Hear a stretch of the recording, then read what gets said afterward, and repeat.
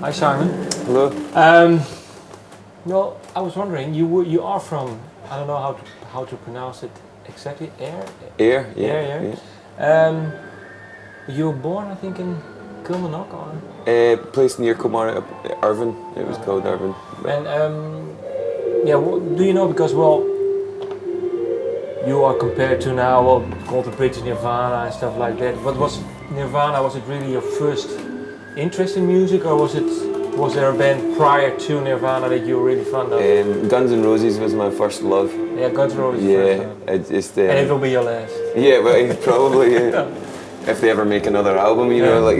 But no, that was the first. I remember seeing one of their videos, you know, on MTV or something, and just being blown away by it, you know, and just thinking that was the greatest thing I'd ever seen. And then, you know, then a band like Nirvana comes along, and they're normal guys making music, you know, and it felt a lot more real than Guns N' Roses are still very close to my heart, but Nirvana were a lot more real. So they were the first band that when I saw them I thought, wow, I could play music, you know, I could do this, you know. And but how come Guns N' Roses were a bit more, well, far away from the situation you were in back then? I think that's what attracted us to it, because it was so unlike our surroundings and the people, you know, and life in Britain.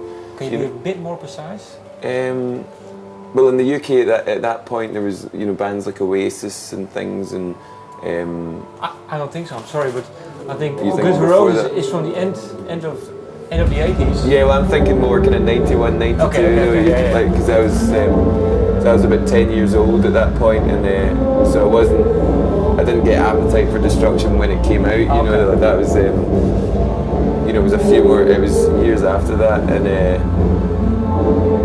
for some reason that was what connected with me. I liked loud guitars. For, you know, the same as any music lover, you don't know why you're drawn to music, but you'll see a band or you'll hear a song, and for some reason it will just touch you and become a part of your life. And then Guns N' Roses was the first band that happened to. I don't know why it happened, it just did, you know. And I mean, the UK, it was maybe slightly before Oasis, I guess, but to me, British bands weren't offering anything to me that I wanted to hear or say, you know, because a lot of British music tends to be actually English music, you know, and Scotland's always had a different vibe from England. It's always had different bands coming out, you know, like one of the best bands from Scotland ever are Mogwai, you know, and you couldn't say that there's anything kind of British sound about them or anything, you know. They just made their music, and it just so happened that it was could be from anywhere in the world, you know. And then I think Scotland, because the weather's so bad all the time, everyone just sits at home and listens to records all day, and they get guitars and they sit and they write songs, and it just seems that there's a really creative atmosphere in Scotland. But what is then for you, if you have to compare the British, I mean the English sound back then and the Scottish, what is then for you? Can you be a bit more precise to? Because you were saying Guns N' Roses appealed to your. Well, at that point I was probably about 10 or 11 years old, so to me that was just instinct. That was just an instinctive thing that I liked Guns N' Roses. It wasn't that I was going looking for bands, you know. When we started to make music and go and see bands, you know, there was